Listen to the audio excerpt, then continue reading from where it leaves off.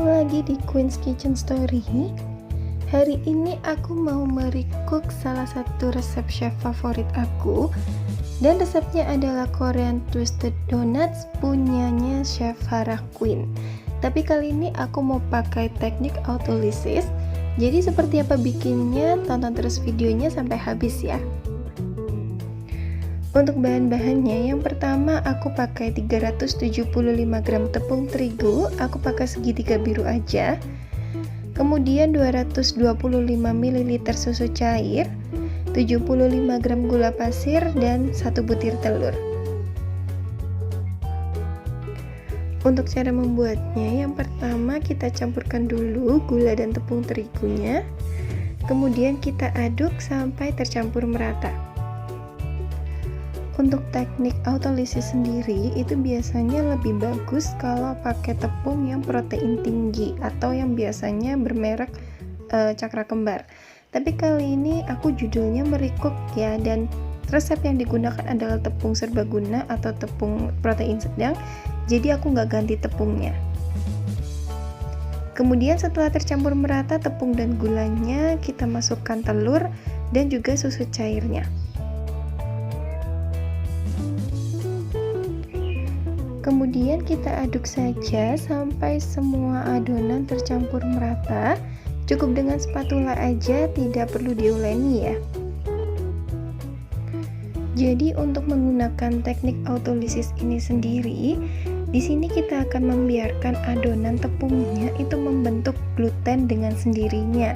Jadi kita nggak perlu capek-capek nguleni, dan cocok banget buat temen-temen yang nggak punya mixer, bisa pakai teknik ini ya.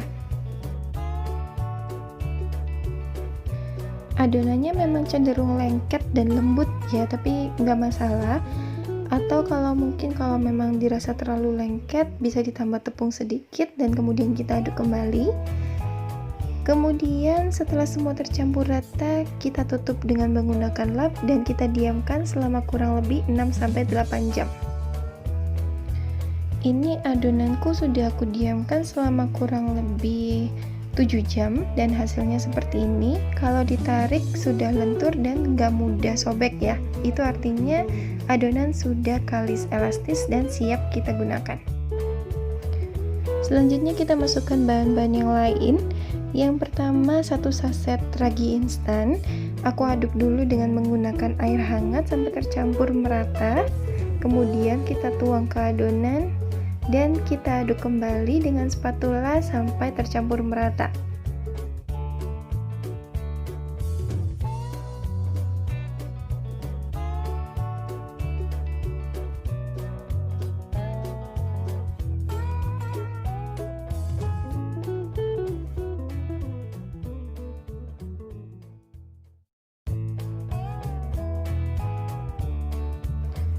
Kemudian kita tambahkan 1/4 sendok teh garam dan juga 30 gram margarin yang sudah dilelehkan.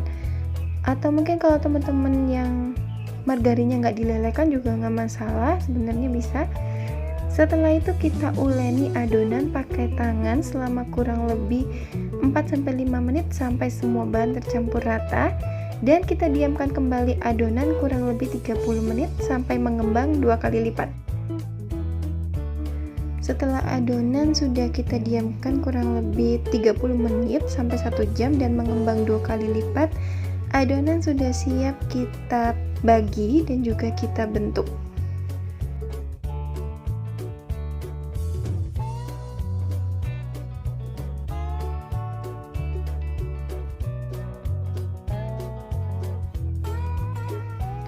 Kemudian adonan kita bagi menjadi 16 potong atau 16 bagian. Di sini aku nggak pakai timbangan, tapi langsung aku kira-kira aja, aku potong kira-kira. Tapi kalau teman-teman mau lebih akurat, mau ditimbang juga nggak masalah.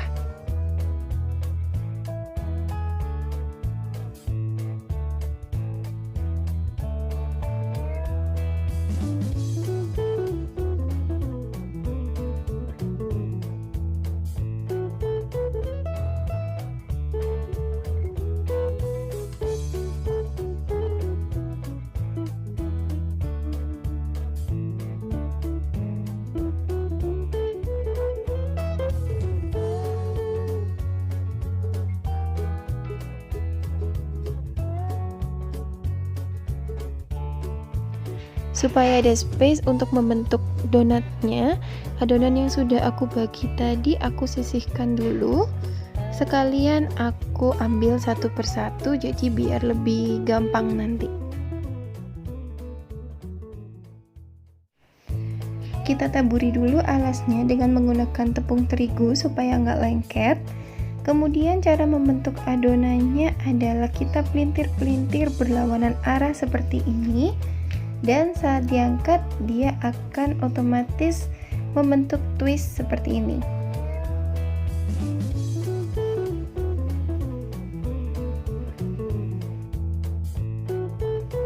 Aku buat lagi ya, contohnya satu, kita pipihkan sedikit, kemudian kita pelintir-pelintir berlawanan arah, dan saat diangkat dia akan membentuk twist. Buat semua adonan seperti itu. Setelah selesai, diamkan kembali selama 30 menit. Dan setelah didiamkan, hasilnya seperti ini. Sepertinya punyaku terlalu besar, tapi nggak masalah karena memang mau dimakan sendiri ya. Adonan sudah siap untuk digoreng, dan saat menggoreng pastikan minyaknya sudah benar-benar panas.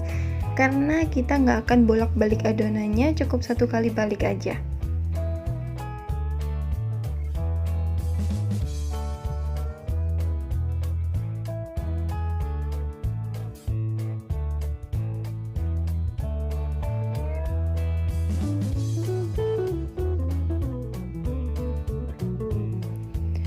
Nah, untuk toppingnya di sini aku pakai kurang lebih 200 gram gula halus dan aku campur dengan 2 sendok makan susu bubuk. Setelah donatnya matang, kita tunggu sebentar, lalu kita bisa guling-gulingkan di gula halusnya ya. Kalau Korean twisted donat yang asli, itu taburannya adalah cinnamon sugar atau gula pasir dan kayu manis. Tapi karena nggak terlalu suka, aku juga lebih suka yang pakai gula halus atau bisa juga pakai gula donat, jadi pakai itu aja. Nah, hasilnya seperti ini. Untuk bagian dalamnya juga lembut banget. Jadi udah terbuktikan teknik autolysis nggak harus pakai tepung terigu protein tinggi. Pakai yang tepung terigu protein sedang aja atau yang biasa kita pakai itu juga bisa. Mudah banget kan resepnya, nggak pegel, nggak pakai nguleni, ditinggal tidur aja juga nggak masalah. Ada yang mau mencoba di rumah? Selamat mencoba resepnya di rumah ya. Oke, thank you for watching. Jangan lupa untuk subscribe, like, komen, dan juga share resepnya ke teman-teman kamu. Terima kasih. See you next time.